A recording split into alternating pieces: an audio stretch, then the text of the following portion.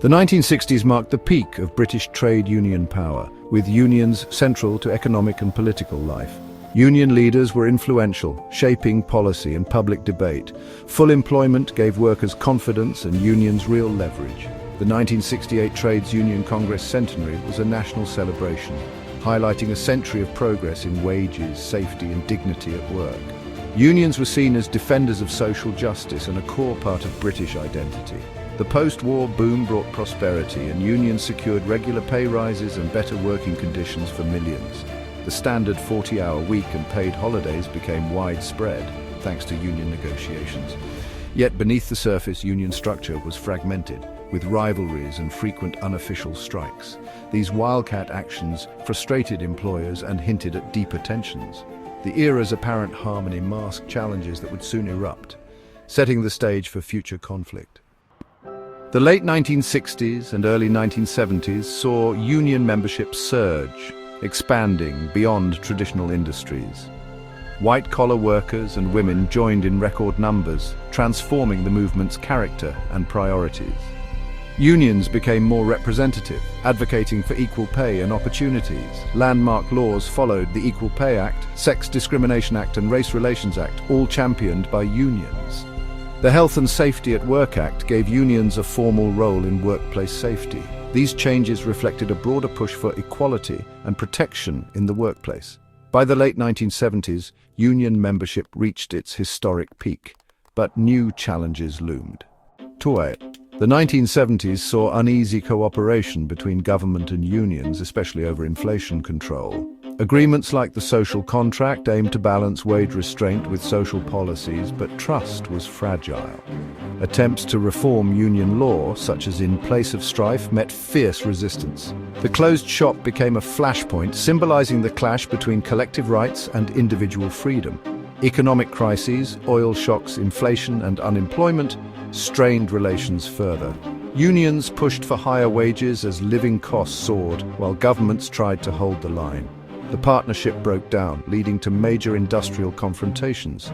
The decade ended with government-union relations at a breaking point. The Winter of Discontent, 1978-79, saw the collapse of Labour's alliance with the unions. Widespread strikes erupted as workers rejected pay limits, demanding compensation for lost living standards.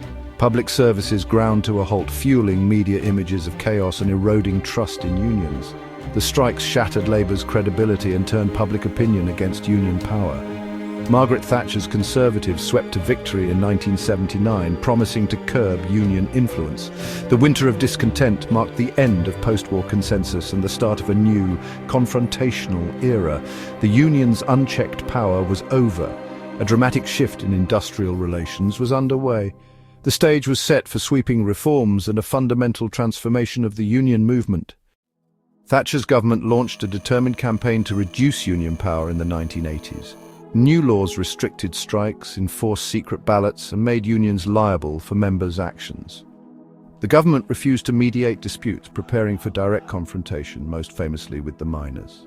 The 1984-85 miners' strike ended in defeat, signaling the decline of union strength.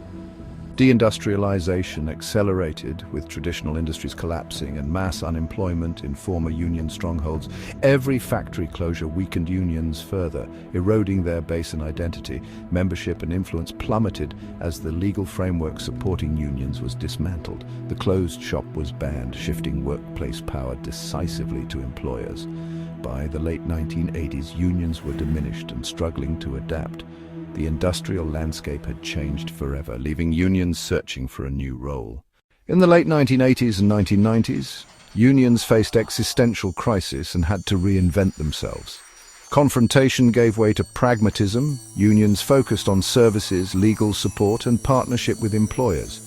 Recruitment targeted new sectors like services and technology, but organizing was tough in smaller, flexible workplaces. Campaigns for equality, the minimum wage, and family-friendly policies aimed to broaden appeal.